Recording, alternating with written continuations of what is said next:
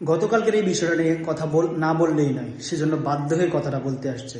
সেটা হচ্ছে, একদিন আগে হাসনাত আবদুল্লাহ এবং কি সাবেক উপদেষ্টা আসিফ মাহমুদ সজীব ভুঁইয়ার নামে 25 কোটি টাকা অর্থ আত্মসাৎ বা লুটপাটের একটা অভিযোগ উঠেছিল।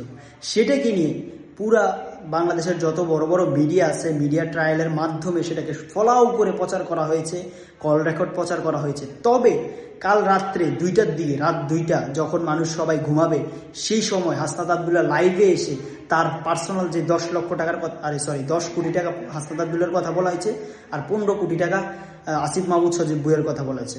তো তিনি সেটা 10 কোটি টাকার পূর্ণাঙ্গ হিসাব দিয়েছে, কিন্তু সেই কোনো প্রকার মিডিয়াই সেটাকে ফলো করে প্রচার করে নাই। তাহলে এখন আপনি কি ধরবেন? বাংলাদেশের মিডিয়া কি আসলে নিরপেক্ষ? এই মিডিয়া কি জনগণের জন্য কাজ করে?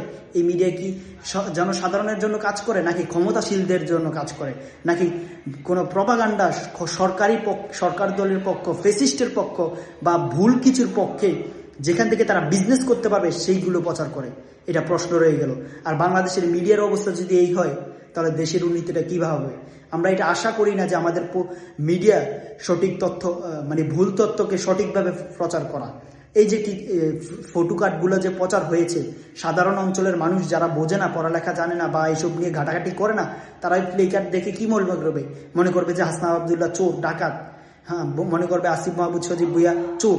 কিন্তু এর পরের দিন যে লাইভে এসে হাসনাত আবদুল্লাহ এতক্ষণ ধরে সব কিছুর হিসাব সময় ঠিকভাবে দিল, সেটা তো আর কেউ প্রচার করছে না।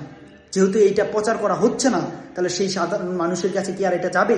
সাধারণ মনের মানুষের অন্তরে যে একজন ভালো মানুষের জন্য এই মিথ্যাচারটা করা হয়েছে, সেটার জন্য এই পারে না হলেও মৃত্যুর পরে আপনাদের এটার জবাব দিতে হবে। আর এই বাংলার জনগণ প্রত্যেকটা জিনিসের হিসাব রাখবে, সময় আসলে সেটার জবাব দেওয়া হবে।